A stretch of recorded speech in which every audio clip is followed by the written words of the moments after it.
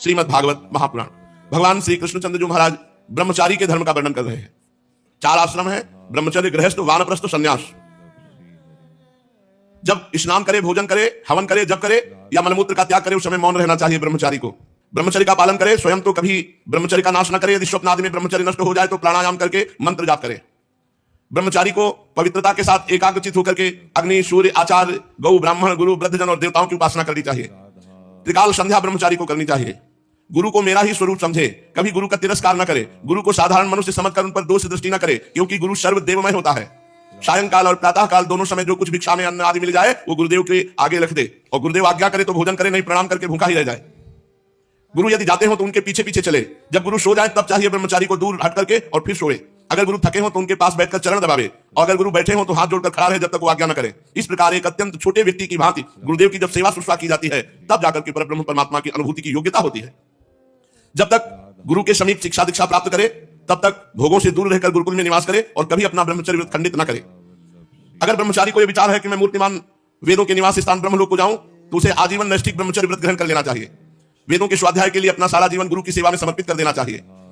जो आजीवन ब्रह्मचर्य रहना चाहते हैं उनको विपरीत शरीरों के संसर्ग से बचना चाहिए। जैसे स्त्री शरीर तो पुरुष शरीर के संसर्ग से, पुरुष शरीर तो स्त्री संसर्ग से। जब ब्रह्मचारी ब्रह्मचर्य रहता है तो सचमुच वो ब्रह्म तेज संपन्न हो जाता है, फिर उसे कोई दबा नहीं सकता। ब्रह्म तेज से संपन्न ब्रह्मचारी को कोई भी नहीं दबा सकता, भूत प्रेत यक्ष राक्षस पिशाच कोई भी नहीं।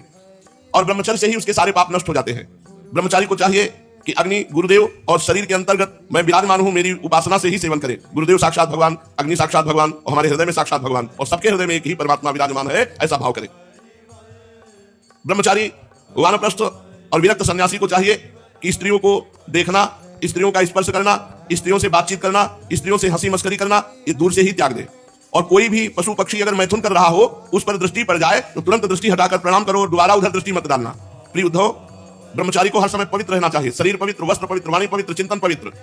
कभी मुंह उठा नहीं रखना चाहिए, आचमन करके रखना चाहिए। कुछ भी खाए पिए तुरंत कुल्ला करे, आचमन करे। जरा भी अपवित्रता हो तो स्नान करे। त्रिकाल संध्या, तीर्थ सेवन, मंत्र जप, समस्त प्राणियों में भगवान को देखना, मन, वाणी और शरीर का संयम, ये ब्रह्मचारी के लिए परम आवश्यक है। अस्पृश्यों को न छुए, अभक्ष पदार्थ ना खाए, जिनसे बोलना उचित नहीं उनसे बात ना करे। ये नियम सभी के लिए है, चाहे वो गृहस्थ हो, वानप्रस्थ हो या सन्यासी हो। नैष्ठिक ब्रह्मचारी जब इन नियमों का पालन करता है तो उसकी वाणी में तेज, उसके चेहरे में तेज, उसके संकल्प में दम होती है, अग्नि के समान तेजस्वी हो जाता है। तीव्र तपस्या के कारण उसका कर्म संस्कार भस्म हो जाता है, अंतःकरण शुद्ध हो जाता है और वह मेरे को प्राप्त कर लेता है। अब नैष्ठिक ब्रह्मचार्य ग्रहण करने की यदि सामर्थ्य ना हो और गृहस्थ में जाना हो तो उसे विधि पूर्वक गुरु को दक्षिणा देकर के और गुरु से अनुमति लेकर के क्षमावर्तन संस्कार करावे और स्नातक बनकर ब्रह्मचर्य आश्रम छोड़ दे और फिर गृहस्थ आश्रम जाए। गुरु की आज्ञा लेकर, गुरु को संतुष्ट करके, गुरु को दक्षिणा देकर।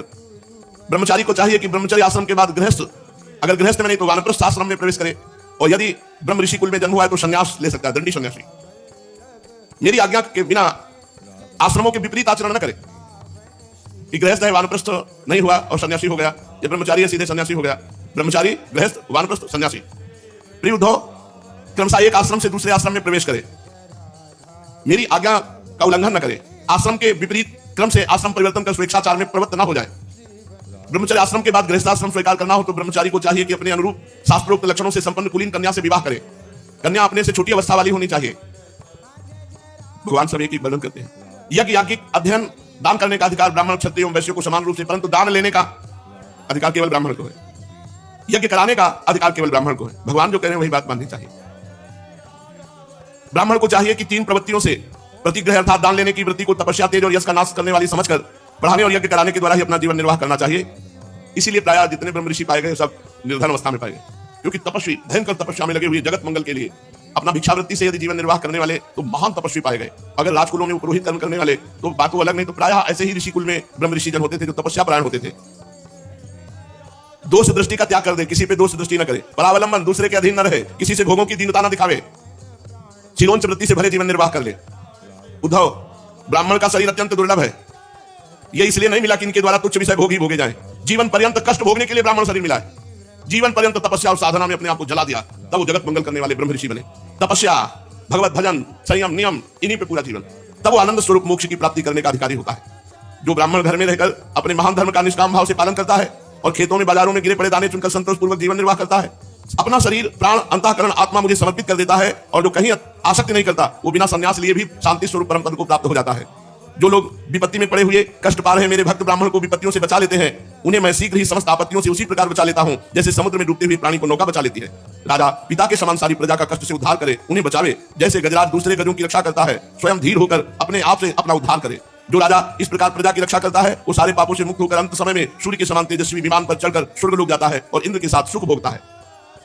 यदि ब्राह्मण अध्यापन अथवा यज्ञ यागादि से अपनी जीविका न चला सके तो वैश्य वृत्ति मतलब वाणिज्य वृत्ति का आश्रय ले ले और जब तक विपत्ति दूर न हो जाए तब तक करे।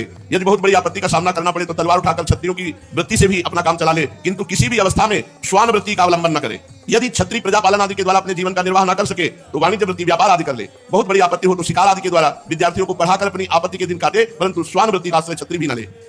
वैसे भी आपत्ति के समय शूद्रों की वृत्ति सेवा से अपना जीवन निर्वाह कर ले और शूद्र चटाई बुनने आदि कार्य वृत्ति का आश्रय लेकर, परंतु उद्धव ये सारी बातें आपत्ति काल के लिए है। आपत्ति का समय बीत जाने पर निम्न वर्णों की वृत्ति से जीव को उपार्जन करने का लोभ न करे।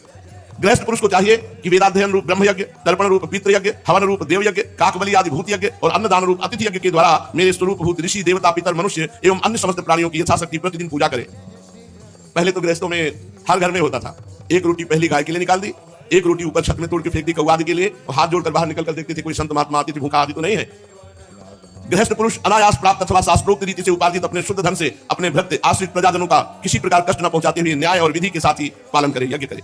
प्रिय उद्धव, गृहस्थ पुरुष कुटुंब में आसक्त न हो, बड़ा कुटुंब होने पर भजन में प्रमाद न करे। गृहस्थी भजन में प्रमाद न करे। बुद्धिमान पुरुष को यह बात समझ लेनी चाहिए कि जैसे इस लोक की सभी वस्तुएं नाशवान है, वैसे ही स्वर्ग आदि परलोक के भोग भी नाशवान है। ये जो स्त्री है, पुत्र है, भाई है, बंधु है, प्रियजन है, इनका मिलना जुलना वैसा है जैसे प्याऊ में सब इकट्ठा हो जाते, पानी पिया, अपना अपना काम बनाया, चल दिए। या कोई किसी की स्त्री है, कोई किसी का पति है, ये केवल चंद दिनों का खेल है। सबको अलग अलग रास्ते जाना है। जैसे स्वप्न नींद टूटने तक ही रहता है, वैसे इन मिलने जुलने वालों का संबंध ही बस शरीर के रहने तक ही है। शरीर छूटा तो कौन किसका, कोई किसी से पूछता भी नहीं है। गृहस्थ को चाहिए कि इस प्रकार विचार करके घर गृहस्थी में फंसे नहीं, उसमें इस प्रकार अनासक्त भाव से रहे मानो कोई अतिथि भवन में निवास कर रहा हो, ऐसे घर में रहे। जो शरीर आदि में अहंकार और घर आदि में ममता नहीं करता, वो घर गृहस्थी के फंदे में नहीं बन सकता। भक्तिमान पुरुष गृहस्थोचित शास्त्रोक्त कर्म को द्वारा मेरी आराधना करे, घर में रहे। यदि पुत्रवान हो तो वानप्रस्थ आश्रम में चला जाए या संन्यास आश्रम स्वीकार कर ले। प्रिय उद्धव, जो लोग इस प्रकार गृहस्थ जीवन न बिताकर घर गृहस्थी में ही आसक्त हो जाते हैं, स्त्री पुत्र और धन की कामनाओं में फंसकर पूरा दिन हाय हाय और रात में भोग या सो गए, पूरा जीवन बर्बाद कर रहे हैं। वो मूर्तावश स्त्री लंपट कृपण होकर मैं मेरे के फेर में पड़ जाते हैं, बंध जाते हैं, और फिर वो ऐसा चिंतन करते हैं, हाय हाय मेरे माँ बाप बूढ़े हो गए, पत्नी के बाल बच्चे अभी छोटे छोटे हैं, मेरे न रहने पर ये दीन अनाथ दुखी हो जाएंगे, इनका जीवन कैसे चलेगा। इस प्रकार घर गृहस्थी की वासना से जिनका चित्त विक्षिप्त हो रहा है, वह मूढ़ बुद्धि पुरुष विषय भोगों से कभी तृप्त नहीं होता और विषयों की उलझन में ही मर जाता है, और मरकर घोर में तमो में नरक में जाता है। भजन करने के लिए मनुष्य जीवन मिला, चाहे ब्रह्मचारी हो, चाहे गृहस्थ हो, चाहे वानप्रस्थ हो, चाहे सन्यासी हो। यदि घर में रहकर ये लड़का बच्चा परिवार इसी की आसक्ति में भजन नहीं किया तो भगवान कह रहे हैं उद्धव जी से कि विषय भोगों में कभी तृप्त नहीं हो पाते, भोगते भोगते और आशा बढ़ती जाती है और इन्हीं उलझनों में घर परिवार की आ जाती है मृत्यु, शरीर छूटा, घोर तमों में नरकों की प्राप्ति होती है। इसलिए धाम का आश्रय, धाम का वास या निरंतर जहां भी हो नाम जप करते हुए भगवत लीला कथा गायन श्रवण नाम कीर्तन, तो जीवन तुम्हारा सार्थक हो जाएगा। इसके बिना जीवन निरर्थक है, चाहे जो कर लो सब यही रह जाएगा। आपके साथ जाने वाला भगवान नाम है, जो आपके शुभ अशुभ दोनों का नाश करके, जो संचित कर्म का नाश करके, क्रियमाण को निष्फल करके, प्रारब्ध को भगवा कर भगवत प्राप्ति कराता है। खूब नाम जप करो। श्री राधा वल्लभ लाल की।